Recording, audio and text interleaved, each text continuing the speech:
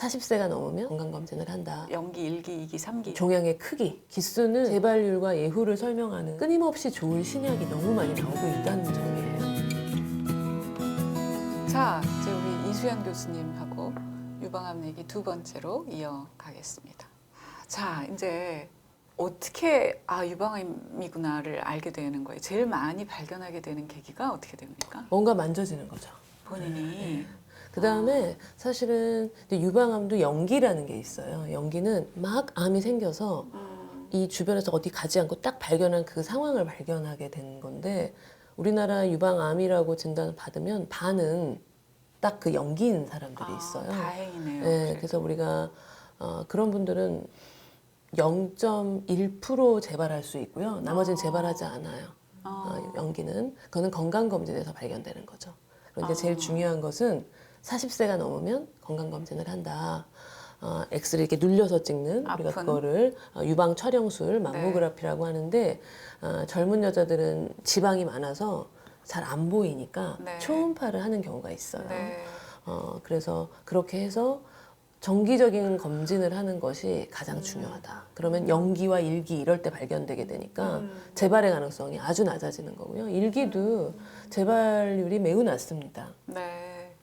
그러니까 검진을 40대부터 열심히 한다가 핵심 중요하고요. 두 번째는 이제 이렇게 만져져서 알거나, 유두에서 좀 핏물 같은 게 나오거나, 그런 증상으로 알게 되는데, 이제 그럴 땐 이미 뭐 한 2기 이렇게 되는 경우도 있고, 대부분 조기에 발견할 수 있어요. 그런데 사실은 알고도 뭐가 만져져도 아닐 거야.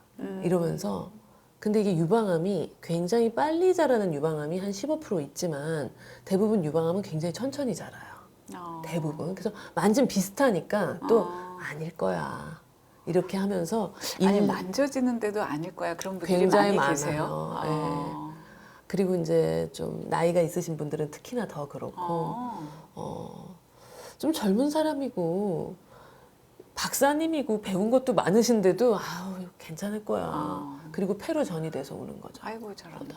그래서 우리 인지 구조가 사실 그렇습니다. 굉장히 어리석어지는 때가 있게 돼요. 내가 그럴 얘기가 있겠어.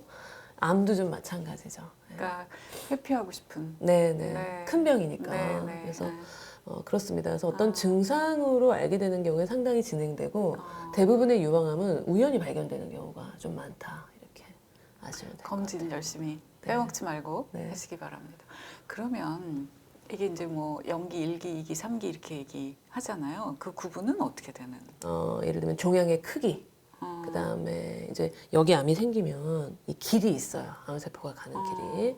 맨 처음에 이렇게 겨드랑이를 따라서 이렇게 우리 몸에 온 몸에 림프절이 림프액이 흐르고 있는데 그 흐름과 같이 갑니다. 그래서 이렇게 쇄골 밑으로 해서 목 있는 대로 해서 요 가운데로 이렇게 해가지고 온몸으로 림프절이 나가거든요. 위치와 개수에 따라서 이제 저희가 기준을 나누고요.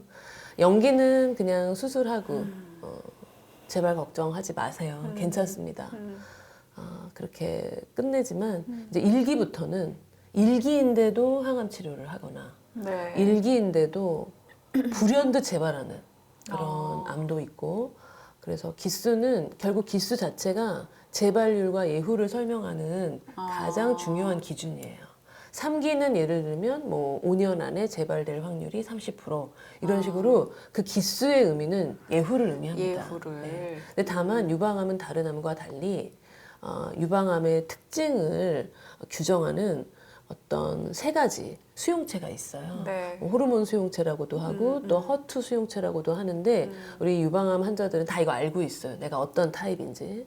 이 타입에 따라서 기수가 낮은데도 좀 세포가 공격적인 사람도 있고, 또 기수가 높은데도 좀 느릿느릿 천천히 진행하는 경우도 있어서 유방암은 사실은 굉장히 복잡하고, 또 어떤 경우에는 재발을 해도 예후가 굉장히 좋고 어떤 경우에는 잘 치료가 되지 않고. 그래도 좋은 점은 유방암은 끊임없이 좋은 신약이 너무 많이 나오고 있다는 점이에요.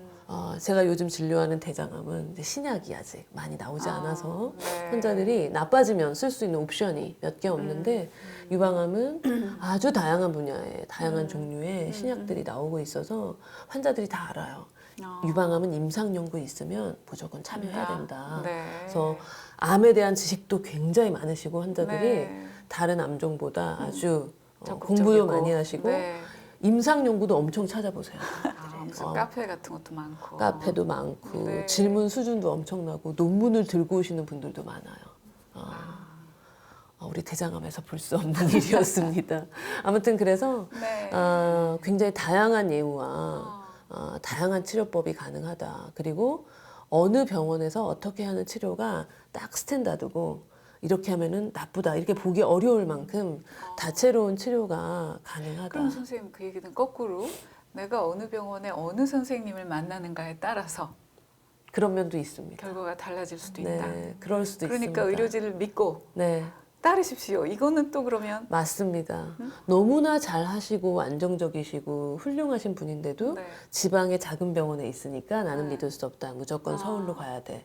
이런 분들도 많고 서울에 왔다고 해서 다 믿을만하고 다 나를 맡겨도 그렇지 않을 수도 있는 거거든요. 다만 제 생각에는 첫 치료 있잖아요. 수술하게 되는 단계 1기, 2기, 3기 이렇게 수술하는 단계에서는 저는 큰 차이는 없다고 봅니다. 1, 2기, 3기는. 근데 이제 재발했을 때 네. 그때는 정말 다채로워져요. 그리고 임상 연구가 있는 병원 없는 병원도 다르고 외과 선생님이 항암 치료하느냐 내과 선생님이 항암 치료하느냐에 대해서도 다르고 4기가 되면 굉장히 파노라마가 다양해지지만 저는 일단 수술할 수 있는 병기다 라고 결정이 되면 사실 병원 간의 차이는 크게 없고 한국 의사 선생님들의 이 수술 술기는 매우 좋습니다. 그래서 사실 작은 병원에서 수술해도 전혀 문제 없는 네. 그런 경우도 많기 때문에 그렇다.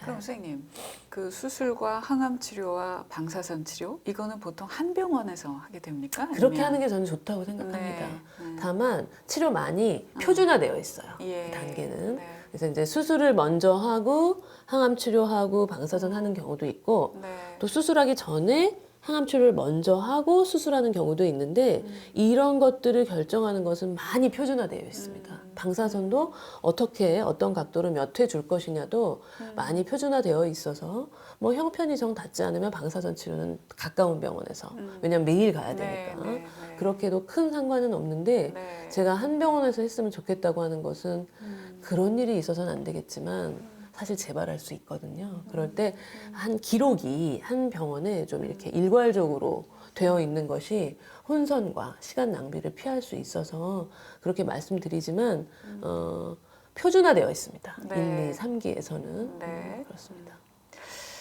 자, 이제 환자에게 다시 얘기를 조금 돌아가면 이제 검사를 했어요. 그래서 당신이 뭐 암이다. 정확하게 요새는 스트레이트하게 얘기해 주십니까? 1, 2, 3기로 1, 2, 3기는 대개 모든 암에서 수술할 수 있는 단계예요. 네. 폐암은 일부 3기여도 수술이 어렵지만 수술할 수 있다는 것은 이퀄 완치할 수 있다. 이제 이런 의미고요. 그래서 진단되면 바로 말합니다. 거의 대부분. 그리고 좀 또 느낌이 있거든요. 환자들이 조직 검사 했다고 하면은 네. 그래서 좀 각오도 하고 있으시고 그래서 이제 그 정도 수술할 수 있는 단계인데 암을 얘기하지 않고 수술을 하는 그런 경우는 많이 없는 것 같아요. 당장 암이 밝혀졌으면 수술할 수 있으면 수술을 한다. 이렇게 되기 때문에 저는 대부분 환자한테 아주 다이렉트로 얘기하고 있는 분위기라고 생각합니다. 사기는 좀 달라져요. 사기는. 어떻게 얘기하세요? 사기는 그냥 얘기하는 거죠. 근데 이제 사기 때는 가족을 가능하면 좀 다 같이 모아서 얘기합니다. 환자만 놓고 얘기하면 일단 암이라고 하는 순간 그 다음 말부터는 하나도 안 들리기 때문에 그 어떤 설명을 해도 소용이 없으니까 그렇죠. 사기는 어렵습니다. 하지만 1, 2, 3기는 뭐 그렇게 어렵지 않게 요즘은 얘기하고 받아들이고 치료하시는 것 같아요. 이 책에 보면 이 책에 이제 환자로 등장하는 분은 의사였어요. 전공이 1년 차, 2년 차? 네, 내과 전공이 네, 1년 차. 예. 이제 이분은 3기였습니다. 근데 이분도 의사였고 많이 겪었는 환자의 케이스지만 근데 이제 이 경위가 나중에 그 얘기를 했어요. 자기가 제일 후회되는 게 자기는 이 병원에서 일했으니까 당연히 이 병원에서 진단받고 수술하고 치료해야 되는 줄 알았다는 거예요. 근데 자기는 그러고 싶지 않았대요. 다른 의사 선생님 얘기도 좀 들어보고 싶었다는 거예요. 그렇다. 네, 그래서 제일 후회되는 건 다른 병원 한번 못 가본 게. 맞아요. 그것도 여쭤보고 싶은데 보통 이제 암 진단을 받으면 환자들이 어떻게 하는 게 좋을까요? 그 병원에서 쭉 아니면 또 다른 데도 몇 군데 한번 가보는 근데 거? 제가 놀라운 경험을 최근에 했는데 뭐 이렇게 아무리 말해도 환자들은 자기가 정합니다. 그래서 내가 계속 다녀야 될 텐데 병원을 이 의사 선생님하고 나하고 말이 잘 통하는가? 나를 내가 이해하는 방식으로 소개해 주는가? 그걸 찾기 위해서 엄청나게 많은 병원을 5군데 그러니까 정도. 꼭 이 진단이 맞아뿐만이 그거 아니라 아니고, 네. 사실 의사 입장에서는 낭비라는 생각이 많이 드는데 네. 물어봤어요. 아니 그러면 저를 만나러 오실 때까지 그동안 5군데 다니다 오셨는데 병원 예약하고 또 만나고 똑같은 얘기 물어보고 시간 얼마나 쓰셨어요? 2달 반 썼다는 거예요. 아니 그럼 2달 반 동안 병이 나빠지잖아요. 그러니까 전 그래도 꼭 마음이 맞는 사람하고 치료하고 싶었다는 거예요. 그래서 이거는 의학적인 사실과 그의 문제가 아니고 치료를 받는 환자의 결정이다. 예전에는 그런 걸 제가 상당히 비판적으로 봤어요, 사실은. 근데 지금은 냅둬야 이해한다. 되겠다. 환자 이해한다. 마음은 그런 거구나. 그러면 처음에 오셨다가 다시 온 분도 계세요? 근데 그런 분도 있어요. 뭐 그런 마음의 부담은 사실 더 돼요. 그리고 의사로서 말씀드리기에 그런 행태는 사실 좋진 않아요. 네. 그리고 조금 못 믿어도 자기 주치의 담당 선생님을 믿고 그냥 하는 네. 그런 분들이 네. 사실은 나중에도 외우가 좋은 게 의사로서 그냥 편안하게 할 수 있거든요. 근데 너무 그런 걸 많이 요구하시면 또 너무 맞춰드리려고 하다가 그 평균을 넘어가 버려요. 뭔가 표준을. 그래서 그렇습니다. 인연인 것 같아요. 그래서 의사랑 환자 관계도. 맞아요. 네. 자, 2번째 시간은 여기까지 듣고요.